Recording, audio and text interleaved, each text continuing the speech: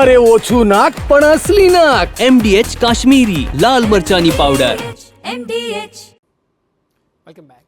સુરતમાં ધારાસભ્ય બનાવેલી દિવાલ સામે આખરે કાર્યવાહી થઈ છે. ભાજપના ધારાસભ્ય અરવિંદ રાણાએ એક દિવાલ બનાવી હતી ગેરકાયદે, જેનું ડિમોલિશન કરાયું છે. રોડને નડતરરૂપ દિવાલ હતી, પાર્કિંગ માટે બનાવી હતી દિવાલ, અને તોડીને રસ્તો ખુલ્લો કરાયો છે. ફેરિયાઓના દબાણની આડમાં દિવાલ તાણી બનાવ્યું હતું પાર્કિંગ. છેલ્લા 5 વર્ષથી દિવાલનું દબાણ હતું અને તેને હવે દૂર કરવામાં આવ્યું છે. ડીકેએમ હોસ્પિટલની બાજુમાં ત્યાં ડિમોલેશન છે. શેનું ડિમોલિશન? પણ શું ડિટેલ શું શોર્ટમાં સાહેબ તમે આ દિવાલ છે એને ડિમોલેશન કરીએ છીએ બસ. શેનો માર્ગ છે આ રોડની જગ્યા પર દિવાલ બનાવેલી તે ડિમોલેશન કરીએ. અને કઈ રીતે આપણે ફરિયાદ મળી એટલે અહીંયા આવ્યા છો? એ તો ઉપલા અધિકારીની સૂચનાથી. અગાઉ મેયરે દિવાલ મુદ્દે કહ્યું હતું કે રોડ પર દબાણ હશે તો કાર્યવાહી કરાશે, કોઈ શરમ નહીં રખાય. ત્યારે શહેરભરમાં દબાણોને લઈને કડક કાર્યવાહી કરવામાં આવી રહી છે. જે રીતે વરાછા સરથાણાના દબાણો તોડાયા, તે જ રીતે ચોટા બજાર અને કોટ સફિલ રોડ પર પણ કાર્યવાહી કરાશે. પોલીસ બંદોબસ્ત સાથે સ્થળ નિરીક્ષણ કરાશે. ગેરકાયદે દિવાલ અંગે તંત્રએ પણ રેકોર્ડ ચકાસ્યા હતા, જેમાં બાંધકામ ગેરકાયદે હોવાનું જણાતા દિવાલ તોડીને રોડ ખુલ્લો કરવામાં આવ્યો છે. શહેરના પૂર્વ વિધાનસભાના MLA અરવિંદભાઈ રાણા તરફથી સુરત મહાનગરપાલિકાની સંકલન બેઠકની અંદર જે રીતે કેટલાક જે મુદ્દાઓ ઉઠાવ્યા હતા, અને ત્યારે બીજા કે ત્રીજા દિવસે મહાનગરપાલિકા દ્વારા જે કામગીરી છે તે શરૂ કરી છે.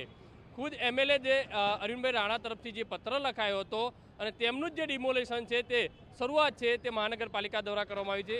સીધા દ્રશ્યો તમને જે બતાવ્યા છે કે આ જે રોડ છે, જે ગોલવાડ જે કહી શકાય છે, નવસારી બજાર તરફનો જે રોડ છે અને રોડ ઉપર તાણી દેવામાં આવેલું જે ગેરકાયદેસર જે બાંધકામ છે, એટલે કે પાર્કિંગનો જે માટેનો જે દિવાલ હતી તે ચણવામાં આવી હતી, અને તે દિવાલ છે તે મહાનગરપાલિકા દ્વારા ડિમોલેશનની જે કામગીરી છે તે કરવામાં આવી છે. સૌથી મહત્ત્વની વસ્તુ એ છે કે 2 દિવસ પહેલાં સુરત મહાનગરપાલિકાની સંકલન બેઠકની અંદર અરવિંદભાઈ રાણા તરફથી જે રીતે દબાણ, અલગ અલગ જે મુદ્દાઓ પર જે મહાનગરપાલિકાને રજૂઆત કરી હતી, ને જોઈ શકાય છે કે મસ્ત મોટી જે દિવાલ હતી તે પાર્કિંગ માટે જે બાંધી દેવામાં આવી હતી, અને તે ડિમોલેશનની કામગીરી છે મહાનગરપાલિકાનું દબાણ વિભાગ દ્વારા જે કરવામાં આવી રહી છે. જોઈ શકાય પોલીસ બંદોબસ્ત સાથે આ ડિમોલેશનની જે કામગીરી છે તે કરવામાં આવી રહી છે. ત્યારે JCB દ્વારા તમામ જે દિવાલનો જે ભાગ છે તે તોડી દેવામાં આવ્યો છે. શું ડિમોલેશનની કામગીરી છે?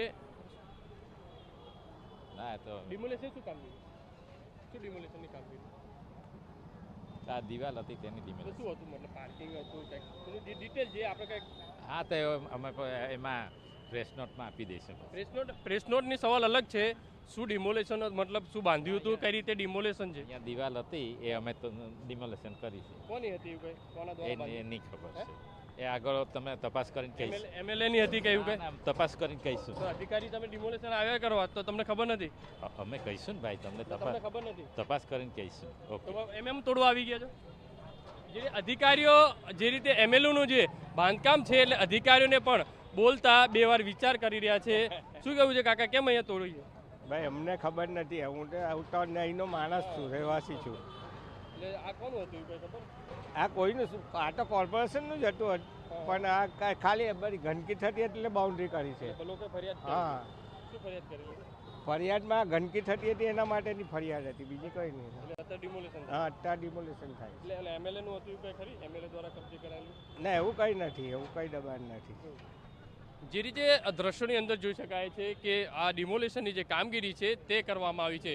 અધિકારીઓ આ બાબતે કોઈ સ્પષ્ટતા કરી નથી રહ્યા, પણ જે રીતે અરવિંદભાઈ રાણા જે MLA છે તેમના દ્વારા આ જે છે પાર્કિંગ છે તે કબજે કરવામાં આવ્યું હતું, અને તેના કારણે આ ડિમોલેશનની કામગીરી છે તે મહાનગરપાલિકા દ્વારા કરવામાં આવી રહી છે. કેમેરામેન સંજય ચંડલ સાથે બલદેવ સુથાર, TV9 સુરત.